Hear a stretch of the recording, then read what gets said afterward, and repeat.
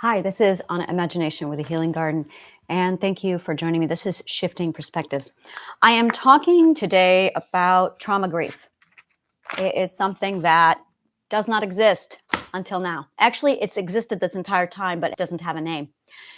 Trauma grief is the stages that you experience between the point of escaping the trauma and healing from the trauma.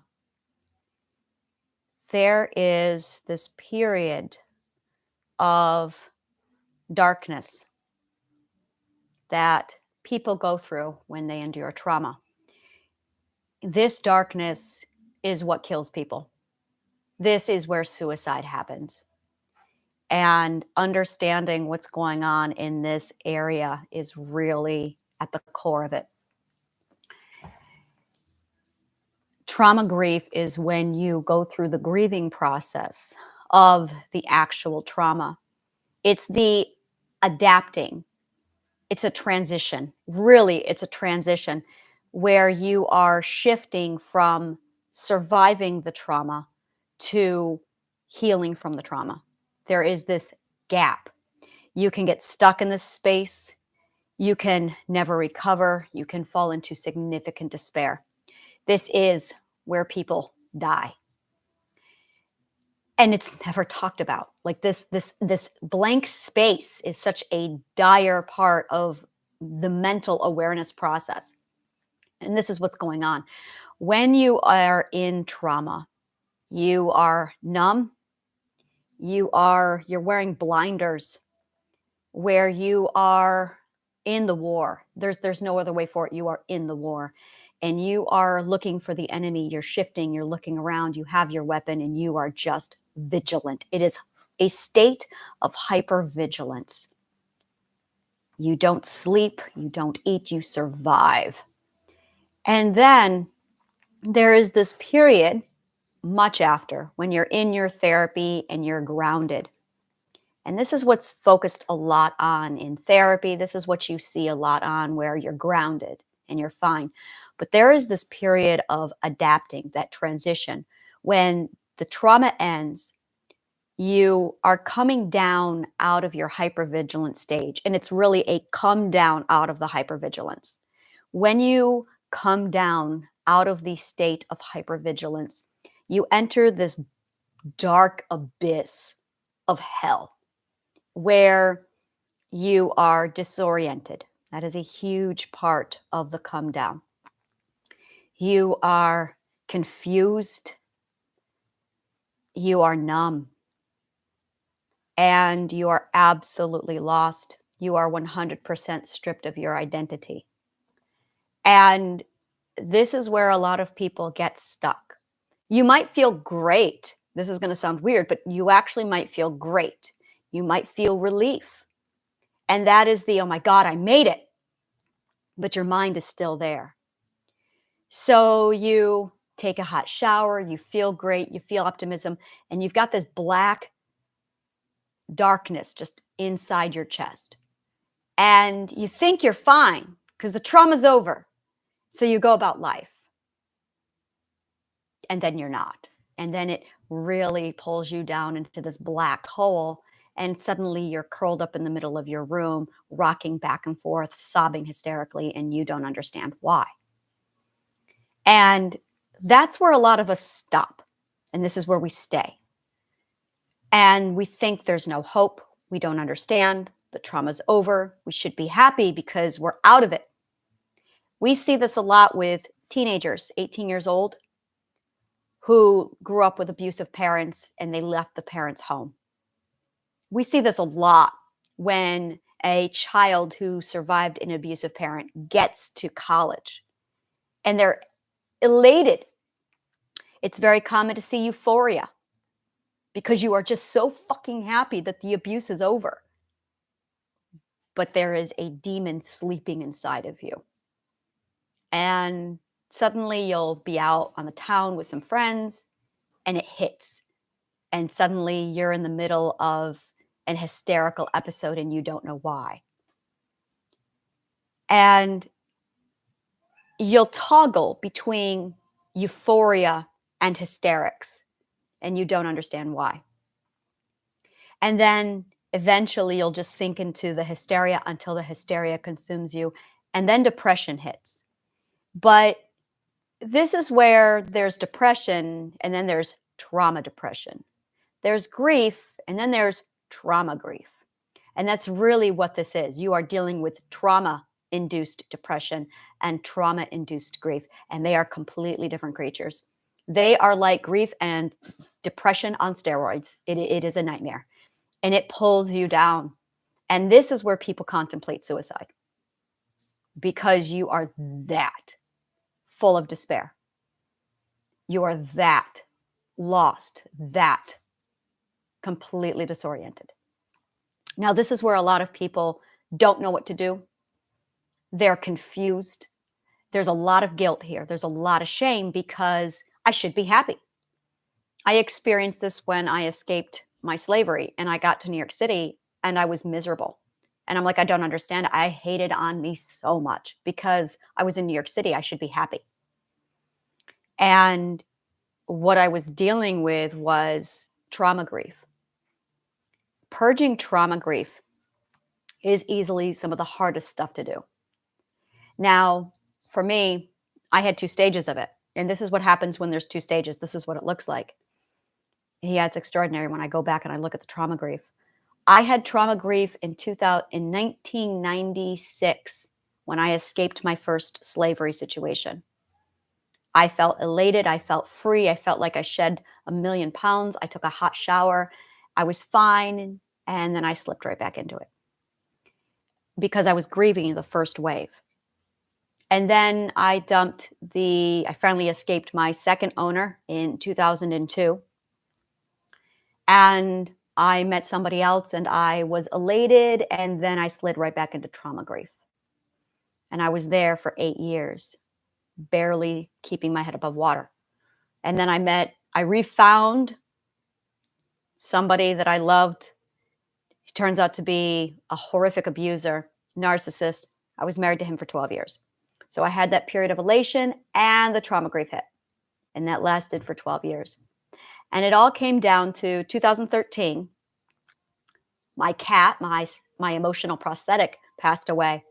And that plunged me right back into trauma grief because I lost my emotional prosthetic.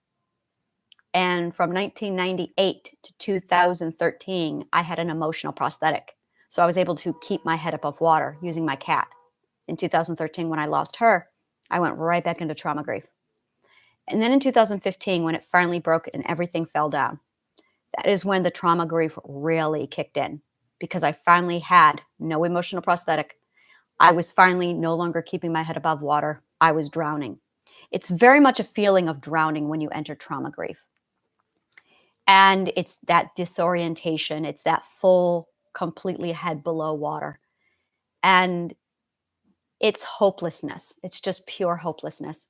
It's a feeling of pure confusion, being numbed, being lost to it, feeling depression, feeling despair, feeling absolute hopelessness. Like, really? You're going to tell me to make eye contact while I'm drowning? Every solution a therapist throws at you at this stage feels like a drop in the bucket. It feels so ridiculous. This is a state of total and pure lack of coordinates. And it's true. When you look at philosophy and psychology, especially philosophy and music theory, there is one core starting point, one core truth. You have your identity and you have your relativity. There is nothing else. Identity and your relativity. You cannot know who you are unless you know how you are relative to something. The identity is completely defined by our relation to other things.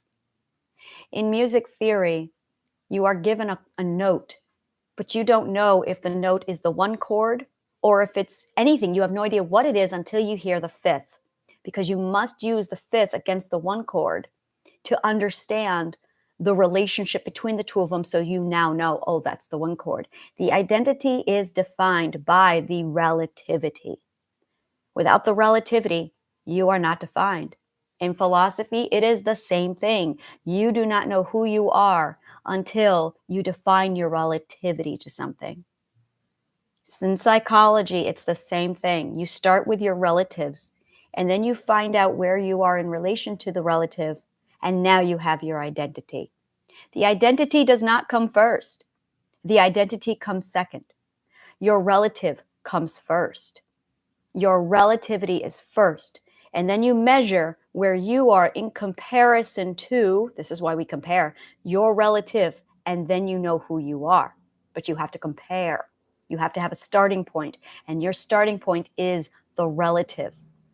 In trauma, in the trauma grief stage, you've lost your relative. You've lost your identity. You have no coordinates. You don't know who you are. That is the absolute real thing that a person is struggling with at the core of their trauma. They're not dealing with the abuse. They're not dealing with the physical or the mental pain. They are not dealing with anything except a loss of relativity and identity. That is all from the pain because you don't know who you are. Sanity is not knowing your relative to your identity. That's it. That is what insanity is.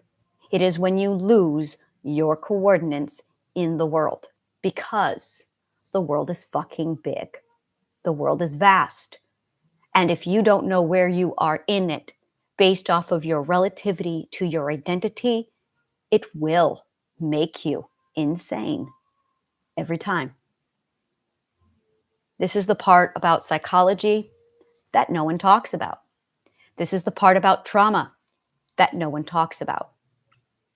That really, all of it, mental illnesses, is a synthetic, a prosthetic that your subconscious mind is trying to plug together to fulfill you with false coordinates so you have something to grasp onto. Trauma rips apart your relativity so that you cannot figure out where you are in the world.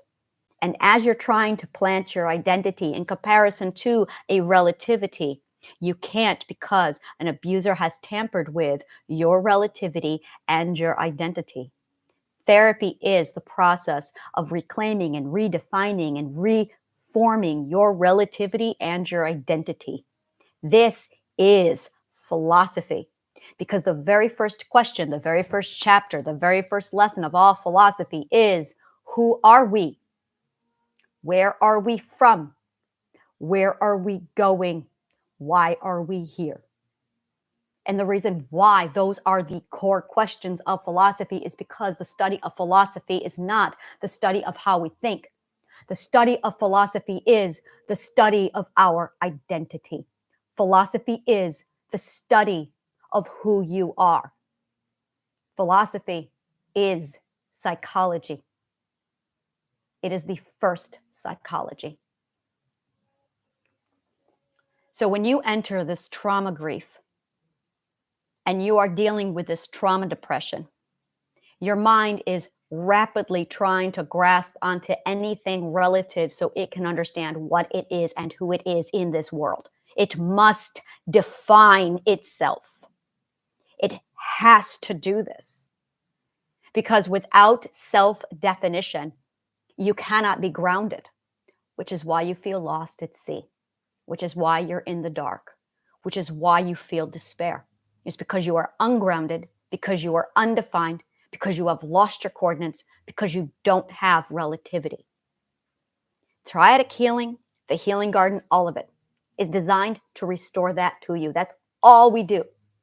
Whether you are looking for authenticity, whether you've had your identity completely stripped away due to trauma, no matter what your story is or your situation, at the end of the day, all mental health comes down to you knowing who you are and your relativity to the world.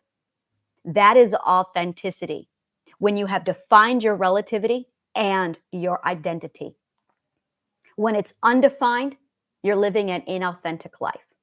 When it's undefined, you're wearing a mask that somebody else told you it had to be.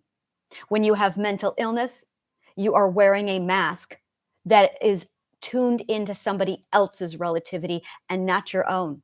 When you live inauthentically with a Venusian mask, when you live a life that is not true to yourself, all of this is because you are living a life that is plugged into somebody else's expectation, somebody else's desire, somebody else's definition, and you don't have yours. And that creates emotional prosthetics. That creates mental illness. That creates an inauthentic life. And for some of us, that is excruciatingly painful. For others, I don't work with foundationals. If that is something where you're absolutely lost to, you're going to desire and have this massive pull to find who you really are. And that's where people turn to therapy, is because they feel something and they don't know what. They feel hurt and they don't know why. And the answer is the same answer for every one of us. Our traumas might be different. They're really not. Our situation might be different. They're really not. It's the same thing. We all are suffering from perspective abuse. We all are suffering from an undefined identity and relativity. And we are all seeking the grounding because we don't know who we are. We are lost. We are cold. We are lonely because we lost who we are. So trauma grief is the process, that transition, when you are looking for yourself and you have lost yourself so completely that you have no grounding foundation to stand on because you have lost the relativity. Therapy is the process of restoring the identity back to you. Unfortunately, traditional therapy doesn't know what it's doing. It really doesn't, which is why it's taking you off on a wild goose chase. It's the blind leading the blind because almost no one understands psychology. They just don't. They're guessing. They're trying to use medicine and science to piece it together so they can understand it. And they are barking up the wrong tree. So, once you understand that you are seeking your identity and your relativity, you must have your relativity to be able to define that identity. That is when the trauma grief really ends. That is when you gain the understanding of what it is you are actually doing. And that's when you're able to really solidify yourself so you can start healing. But until you ground yourself in this understanding that you are looking for yourself, it's going to significantly delay your progress. So understand that when you decide to finally correct your mind, what you are really doing is searching for your relativity and you are searching for your identity so you know your coordinates in this world, so you know who you are and what you are doing. This is not a lifelong process. This is a very predictable textbook, step-by-step stages of growth that's documented. This is very, very much, there are stages of healing. It's documented. There is a final stage of healing. There is an end to your therapy. There is an end to your healing. It does not take a lifetime to do. It takes knowledge and information. Unfortunately, the majority of therapists out there don't have the correct information, and it's the blind leading the blind. So there's a wild goose chase happening and you're running around in circles. If you are in therapy for more than 10 years, you have a really bad therapist. A really bad therapist. I am a firm believer that this process can be done in no more than 2 years. I am certain that this can be done and condensed down into 2 years when you have the proper information and the proper tools. I'm pretty sure I can get it down to even less than that. I'm certain of it. I just got to put it through the trial and errors and confirm it. But once it's understood and once it's tightened up properly, we're talking about a few months, a year at most. You get the information into you, you understand it, you find your coordinates, you define everything, you process your trauma, you understand it, because it's just a lack of understanding. That's all that this is a not knowing, a vast not knowing. But if you know it, you can process it, you can internalize it. The human mind is absolutely extraordinary if there's understanding. I am a huge believer in manifestation, huge believer. So when you sit there and you manifest things like trauma, there's no cure, you're going to manifest no cure for trauma. If you sit there and say, you're going to be spending the rest of your life healing, you're going to manifest that you're going to spend the rest of your life healing. If you sit there and say things like, I'm never going to be normal, you're going to manifest that you're never going to be normal. And we therapists, traditional psychologists, manifest that shit all the time. When I walked into my therapy on day one, my therapist told me, there is no cure. You will have this for the rest of your life. Your case is hopeless. Expect at least 20 years of therapy. They manifested my failure for me. That is common because they are hopeless, because they don't know what they're doing. That's bullshit. That's bad psychology. So I'm telling you, it is possible to have this done very quickly. There is a cure. There is an actual process to go through. There is a defined end, and you can cure mental illness if you understand it. You just need to make sure that the people you are working with aren't incompetent. Do not pick a therapist or a psychologist who's ignorant of their own profession. That being said, yeah, I stand by it. I am certain that 2 years with proper actual information and knowledge of how to understand this, and I'm certain that 2 years you can be out of it. The biggest problem is this trauma grief.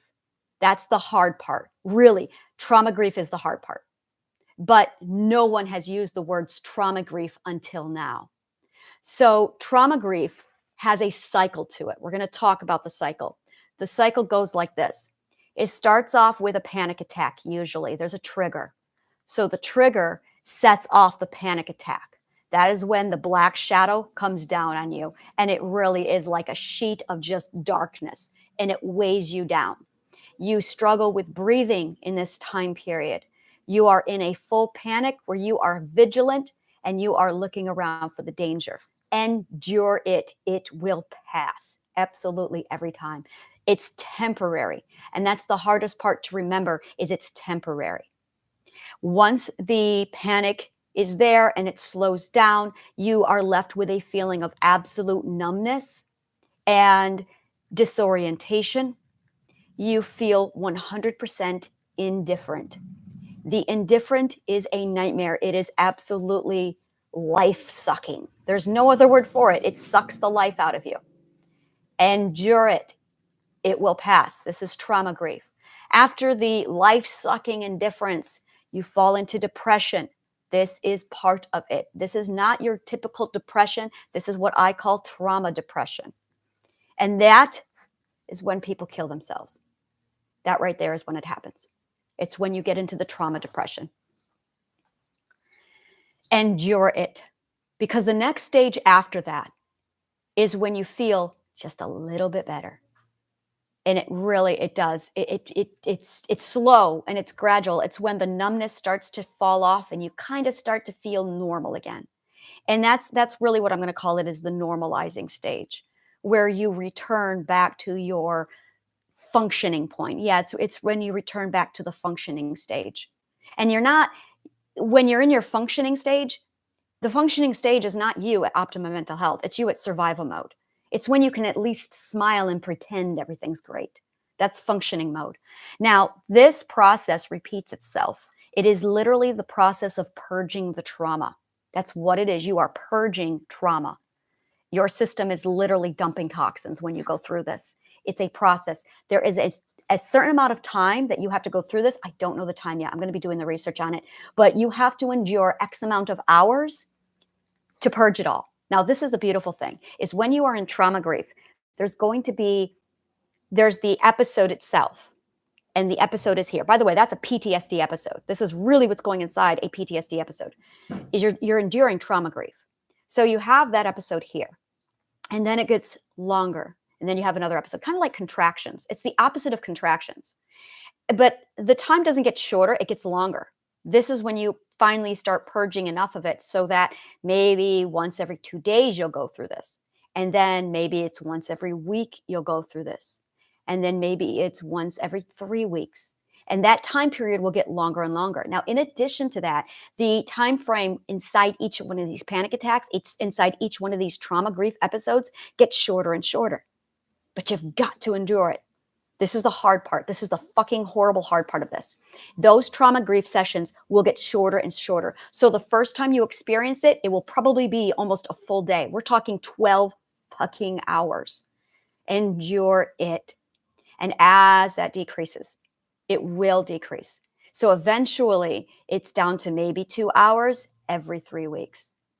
So you'll see another episode where 4 weeks will pass and it's only 1 hour. You will recover faster. So the goal is to keep you hopeful during that time frame. This is where a lot of people will turn to drugs to endure the trauma grief sessions. Don't do that. If you can, don't do that, because that actually delays and prolongs and keeps you in the trauma. You're avoiding the trauma purge. And if you avoid the trauma purge, the trauma purge has to happen. It has to happen. It's part of dumping those trauma toxins. It has to happen. So if you're grabbing an addiction, if you're grabbing something to help you endure that, instead of enduring the actual trauma, the trauma purge is going to happen again. Because it has to happen. You have to go through X amount of hours. This is grief. This is trauma grief. And if you suppress the trauma grief, you're delaying the inevitable. The only way through is through. So surviving this trauma grief, and this is what I did. I 100% used visualization. I imagined a beacon, a lighthouse, and I saw light on that lighthouse. And that light is what I loved. What I loved is your light, whether it be your cat. It's the thing you live for. It's your purpose. It is your purpose. It is the hope that this is not going to last forever. You will one day be who you want to be. You will one day. It is literally your belief that the situation will change. And that is it. When you are in your functioning state, when you are in functioning mind, you're going to have a few assignments. I'm going to be giving those. These are going to be located over in Triadic Healing.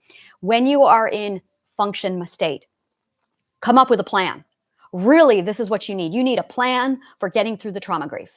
Why doesn't therapy do this? I don't understand it. I just don't understand it. So you have functioning, basically come up with a plan. And the plan needs to be, you need to focus on your beliefs. You need to have your solid grounding. One day you will. So what is that one thing you want more than anything? And you have got to fucking believe it, because when these trauma purges happen, that's going to become your beacon. That's it right there. So one day you will, and you find that X, you find that one thing that's going to be your hope thread. What do you want more than anything? And you fucking believe it. You fucking believe it, because when those beacons, when the trauma grief hits, you need that beacon to hold on to. You need that hope thread to focus on, because this is not going to last forever. This is not going to last forever. It is a small part of trauma healing. It is a very small part of it. And to get through that part of it, to get you to the next stage, you got to get through this. This is the first stage.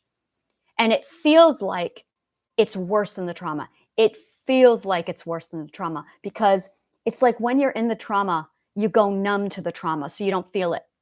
What you're really doing is taking a rain check for later. I'll feel that later when I know I'll survive it. So you endure the abuse. You take on the abuse and you armor up during the abuse. You dissociate. You have your mental illnesses. You're just pouring in every resource you have to endure the abuse at that time, and you don't feel a thing. I remember this one day my brother was beating me so hard, I felt none of it. I smiled at him. Then the trauma grief hit later. That rain check has to cash in. So you get out of it. You know you survived it. Now you know it's safe to fall apart. That's what it is. It's your body going, guess what? You made it. Now it's time to cash in. All those times you dissociated, it's time to pay the piper. So trauma grief is now going through the process of, okay, all that trauma that I didn't feel, well, it's time to feel it now. And you've got to feel it. My God, do you have to feel it? It's the only way out. So you're going to feel it, because when you feel it,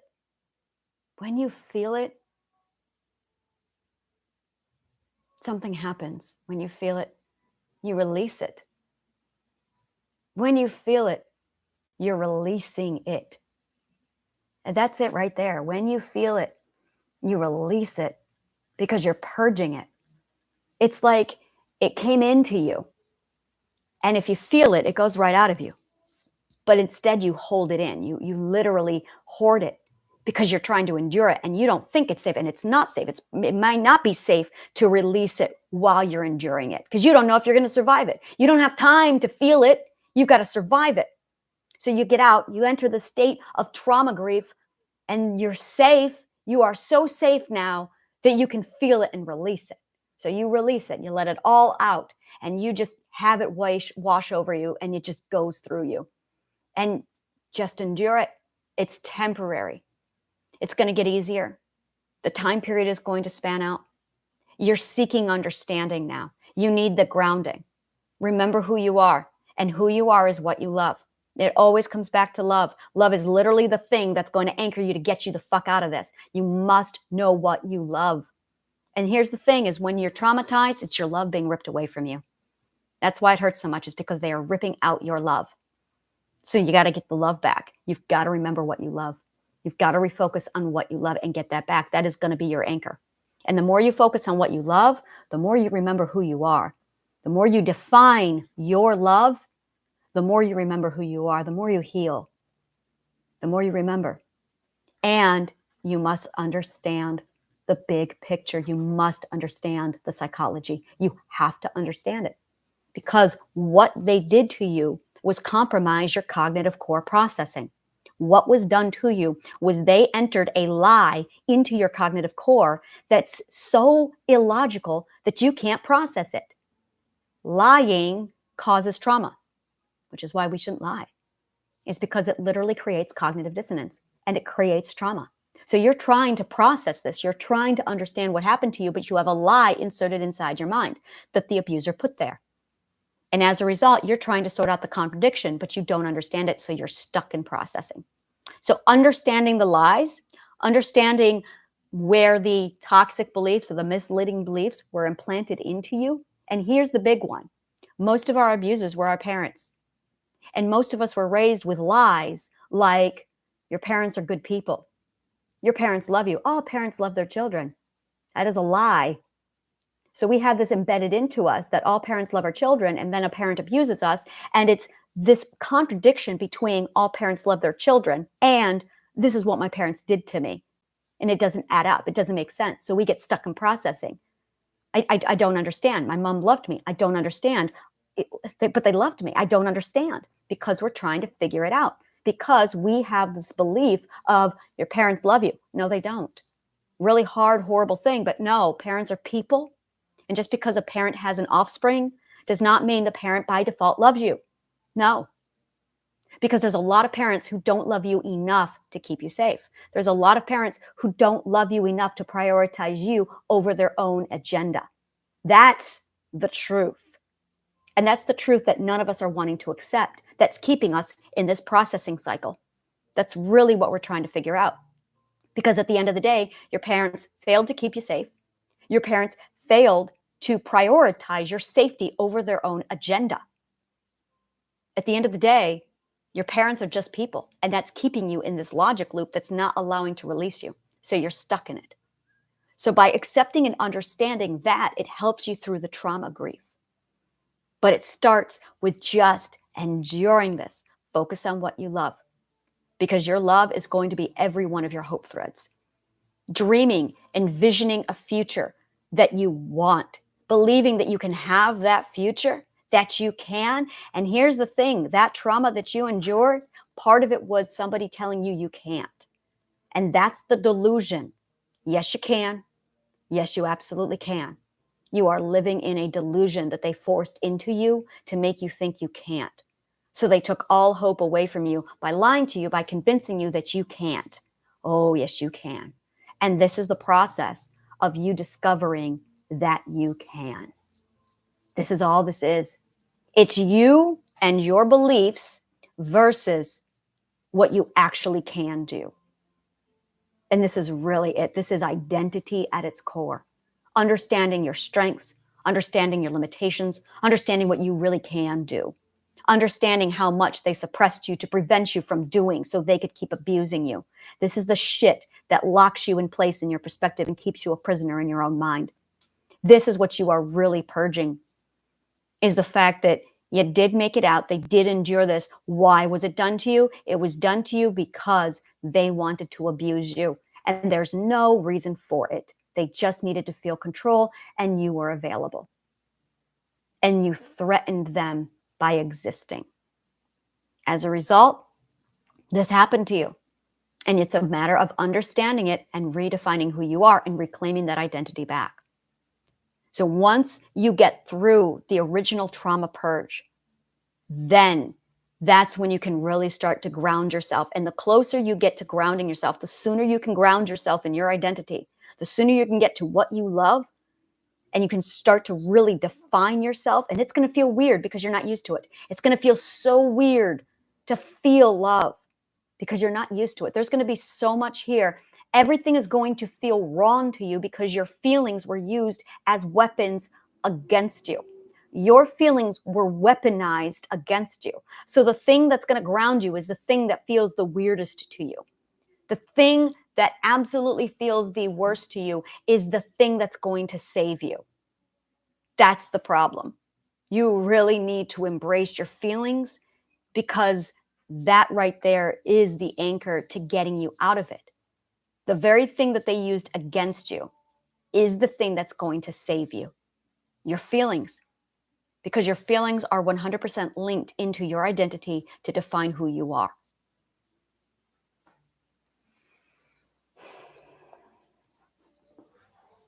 Endure the trauma grief. It is 100% temporary. It is just a process. And when you are 9 years later, when you are 5 years later, when you are 4 years later, you look back and you go, wow, that was a really short period of my life. And then you forget it. You really do forget. There will be that day where you look back and you go, oh my God, I forgot that I'd endured this trauma. Well, that's nice. And you will get there where you will be flabbergasted that you were able to forget something so horrific that happened to you because it's no longer defining you. It's no longer a part of you. That's healing. Oh, that is true authenticity. When you remember so much of who you are that you forget everything they told you that you should be. If you love shit like this, like, subscribe, follow, comment below. Let me know what part of the show resonated with you. Donate to the garden, help us grow, and take a look at Triadic Healing down below. Triadic Healing is free. It's a DIY healing program that walks you through all of these steps systematically. We give you everything you need to restore yourself back into who it is you need to be. Thank you so much, and may the kindest of words always find you.